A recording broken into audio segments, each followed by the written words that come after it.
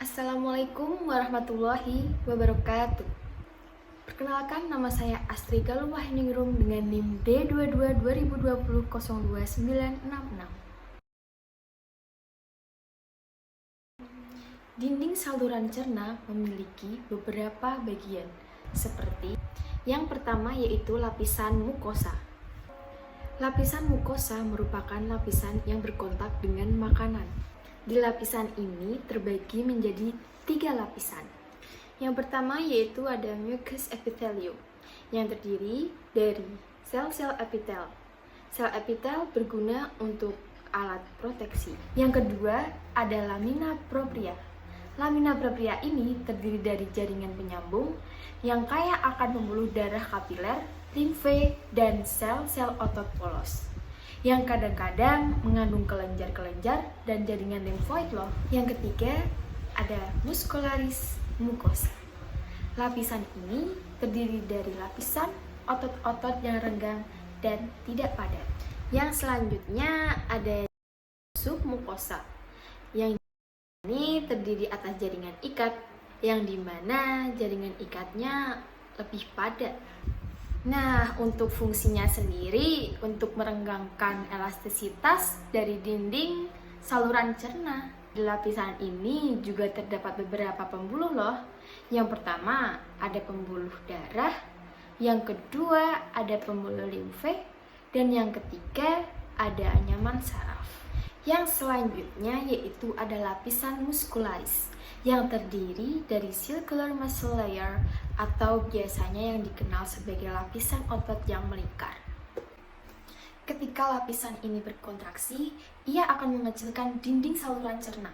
Tetapi ketika dia berelaksasi, ia akan melebarkan diameter dari lumen saluran cerna. Yang seterusnya adalah longitudinal muscle layer atau biasanya yang disebut sebagai lapisan otot longitudinal.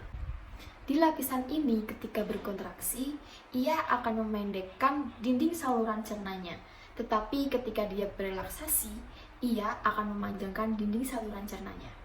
Di dalam 2 lapisan tersebut terdapat anyaman saraf yang biasanya disebut sebagai mesenteric plexus yang berfungsi untuk meregulasi gerakan-gerakan dari saluran pencernaan. Yang terakhir ada lapisan serosa. Lapisan ini menghasilkan saluran serosa yang berfungsi untuk melumasi bagian luar dari dinding saluran cerna. Terdapat 3 macam penyakit. Yang pertama yaitu keracunan makanan. Seseorang dapat mengalami keracunan apabila makanan yang dikonsumsi sudah terkontaminasi oleh mikroba.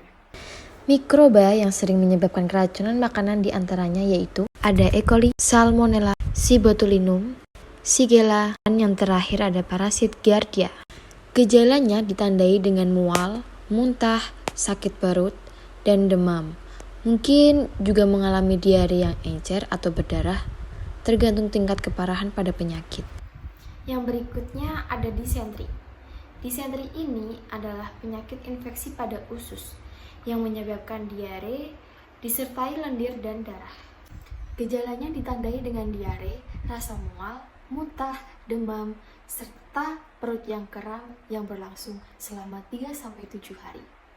Penyakit ini disebabkan oleh 2 bakteri yang sangat jahat.